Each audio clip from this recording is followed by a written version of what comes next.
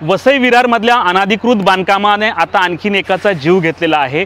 नालासोपाराच्या वाकणपाडा परिसरात जवळपास चालू बांधकामाची 30 फुटाची जी भिंत आहे ती कोसळली आणि याच्यामध्ये एकाचा दुर्दैवी मृत्यू झाला आहे, तर 4 ते 5 जण जखमी झालेले आहेत। संध्याकाळी 5च्या सुमारास ही घटना घडलेली आहे, परंतु रात्री 8 वाजेपर्यंत इथे कोणाचाही पत्ता नव्हता। 8 वाजता फायर ब्रिगेडची गाडी मोठा हॉर्न वाजवत आली आणि आता मोबाईलच्या टॉर्चमध्ये ते सर्च ऑपरेशन करतात।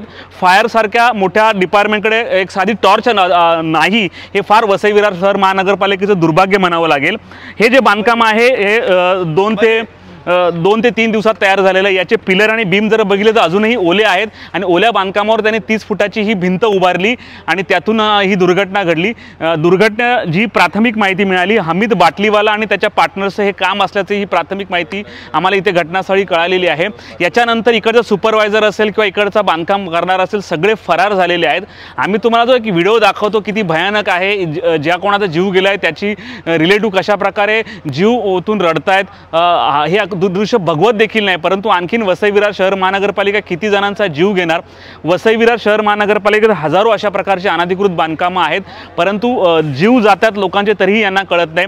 आम्ही स्वतः इकडचे सहाय्यक आयुक्त मोहन संख्यांना मी स्वतः फोन लावला, त्यांनी फोन उचलला नाही। याच्यानंतर मनाली शिंदे सहाय्यक आयुक्त यांना फोन लावला, त्यांनी देखील उचलला नाही। पालिकेचे सध्याचे आयुक्त रमेश मनाली यांना फोन लावला, ते बोलले की जास्त काय मोठं नाही आहे। त्यांना मी सांगितली माहिती की सर याच्यामध्ये एक जण मयत आलेला आहे, तो अमुक अमुक हॉस्पिटलमध्ये आहे। त्यावेळी त्यांना ऐकून देखील धक्का बसलेला आणि बोलते मी माणसं पाठवतो। जो मयत झालेला आहे तो प्लॅटिनम हॉस्पिटलमध्ये आहे आणि जे जखमी आहे ते वालीवच्या 2 हॉस्पिटलमध्ये असल्याचं सांगण्यात येते। परंतु 2 तास ते 3 तास होतात, प्रशासनाचे इथे अधिकारी पोहोचत नाही, पालिकेचे अधिकारी पोहोचत नाही, फायर ब्रिगेड पोहोचत नाही।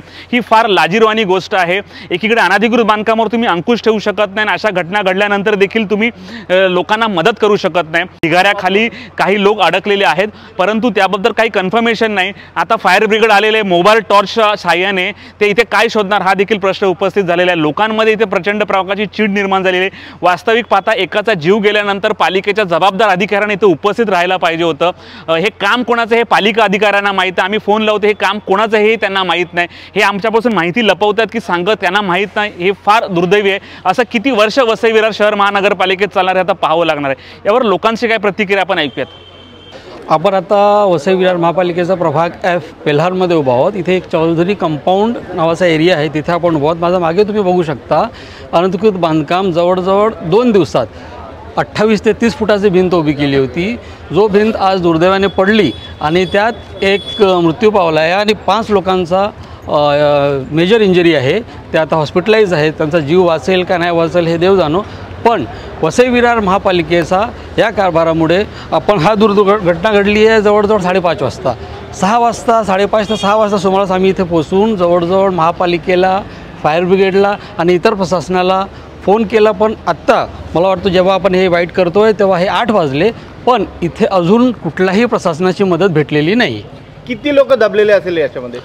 इथे जे कामगार होते त्यांचा हिशोबाने इथे 6 लोक होते, त्यात एक हे झालेलं आहे, मृत्यू पावला आहे आणि 5 लोक त्याच्यात इंजर्ड झालेले आहेत, जे ICUमध्ये ॲडमिट आहेत। काय माहीत आहे का कोणी दबलेला असेल काय नाही?